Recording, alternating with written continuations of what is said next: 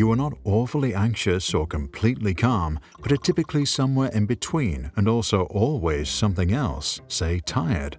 All mental states exist on a spectrum, and the same is true for autism spectrum disorder, borderline personality disorder, major depressive disorder, or any other mental state. There are millions of variations within each, and most are overlapping with others. This overlap is known as comorbidity, and it gets more complicated. Unlike a broken leg, your mental health or the lack thereof has highly complex origins. Schizophrenia, for example, tends to run in families and might be mostly genetic. Anxiety can be the result of genetic traits, prenatal stress, childhood trauma, and random events. Most mental disorders also lack clear biomarkers. Biological factors are either too complex to identify or too expensive to analyze. This ambiguity is the very reason doctors came together to describe and classify all the atypical behaviors they saw. The creation of common labels was necessary for both psychiatrists and patients to understand what was going on and talk to each other. And so, whenever psychiatrists in the United States and Australia see someone, they follow the guidelines of the Diagnostic and Statistical Manual to assess and categorize their patients. The DSM is sold by the American Psychiatric Association. Doctors in the rest of the world also use the International Classification of Diseases to diagnose mental problems. The ICD is published by the World Health Organization. Both publications greatly influence what clinicians and government officials consider normal or abnormal behavior. For example, according to a previous version of the DSM, homosexuality was known as a sociopathic personality disturbance. After an update of the book in 1974, doctors could no longer officially consider it a mental disorder, even if they wanted to. Politicians all around the world follow the book's guidelines to understand who is mentally sick, who is not, and whether public health insurance that we pay with our taxes should cover treatments that include medication or pay for a therapy that doesn't involve drugs. And in the hands of doctors, the contents of these two manuals can determine whether a girl is considered healthy, even if she is not, or is prescribed mood stabilizers, even if she might not need them, which may happen considering that 1 in 10 teenage girls in the United States today take antidepressants. Now, the lack of clear biological evidence is the reason why neither the DSM nor the ICD have introduced biological or genetic factors into their classifications. Psychiatrists hence mostly rely on what they see with their own eyes, subjective self-reports, multiple-choice tests, and what family members tell them. The combination of comorbidities and the lack of clear evidence is a problem. There is no reliability. It is highly unlikely that even the best doctors could reliably identify one specific disorder among hundreds of options that tend to overlap, especially if they try to treat children who themselves have no idea what's going on. Consider autistic people who often start speaking at a later age and like routines because they need predictability, and kids with ADHD who have no problem speaking and crave excitement and novelty. A boy born with both could be bored by routines but overwhelmed by novelty, and since he lacks the language to explain his feelings, he might be misdiagnosed with generalized anxiety disorder. On top of this already highly complex situation are 4 other challenges. Criteria change over time. Normal mental states may get pathologized. The list of disorders gets longer and longer, and the research on many conditions might have started off biased. The 5th and latest edition of the DSM was published in 2013.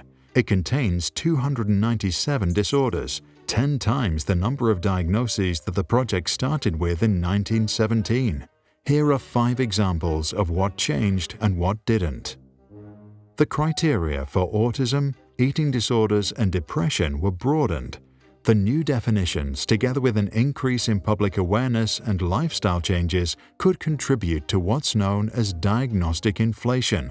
Data from health insurance claims of 41 million Americans shows that the diagnosis of major depression in 12 to 17-year-olds increased from 1.6% in 2013 to 2.6% in 2016, which means it became 63% more common. The update combined autism and Asperger's under what's now known as Autism Spectrum Disorder, ASD. The change made the diagnosis for many more likely, but about 1 in 3 who would have been diagnosed with Asperger's in 2013 don't fall into the autism spectrum after the change. And yet today, 1 in 36 children in the US get diagnosed with ASD, up 400% from 20 years ago. Grief after losing a loved one can, since the update, be diagnosed as major depression disorder and be treated with medication. This pathologization of a normal state is highly controversial. Perhaps we should be deeply saddened if we lose someone we love. Disruptive mood dysregulation disorder, which many parents know as temper tantrums or angry outbursts, was added.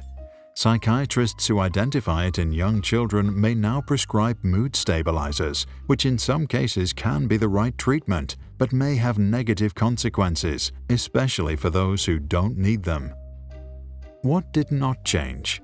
ADHD, a condition that was studied originally only in boys, continues to include diagnostic criteria that do not suit girls or adults, both of whom may show different symptoms of it. As a result, women are often treated for conditions they do not have, such as bipolar disorder. At best, that's just ineffective. While many doctors relying on the new DSM do help a lot of real patients with real problems, we have to ask who else benefits. Or, as the investor Charlie Munger liked to say, show me the incentive and I will show you the outcome. The DSM is written, published and sold by the American Psychiatric Association, a non-profit organization whose 30,000-plus members are the very doctors who use the book in their daily practice. Since the middle of the last century, doctors and pharmaceuticals have been working together to deliver treatments for people suffering from schizophrenia, depression, and other mental health issues. After all, both psychiatrists and businessmen wanted to cure the same patients, albeit perhaps for different reasons. After some success and the development of the first antidepressant in the 1950s, the relationship between the two grew ever more cozy, leading to potential conflicts of interest. In the 1970s, some drug makers funded a political action committee to help the psychiatrists lobby the US Congress to pass laws that ensure more public funds are spent on the awareness, research, and treatment of mental health. Pharmaceuticals also began sponsoring ghostwriting services and media training workshops, turning psychiatrists into renowned authors and speakers at the top medical schools around the world. In 2008, a congressional investigation revealed that around 30% of the non-profit's annual budget was funded by the industry, primarily through advertising and medical education, which often claim that mental problems are the result of chemical imbalances one can fix with pills. Even the content of the DSM, the very book used to diagnose and treat mental illnesses, appears to have been directly influenced by doctors, who not only cared for sick patients, but also had incentives aligned with the businessmen who sell drugs. A widely cited paper revealed that 69% of the doctors overseeing the DSM-5 had ties to pharmaceutical companies. In the Subcommittee for Sleep-Wake Disorders, a condition for which medication is the first-line treatment, 100% had financial ties to big drug makers. The global market for sleep disorder treatments is a $20 billion industry and growing fast. But you tell us, since for certain conditions drugs are critical, is there a way to curb conflicts of interest between doctors and businessmen without killing expensive medical research projects that might bring us better treatments? And how do you feel about fixed guidelines used to treat conditions that are extremely complex to assess? Please share your thoughts in the comments below.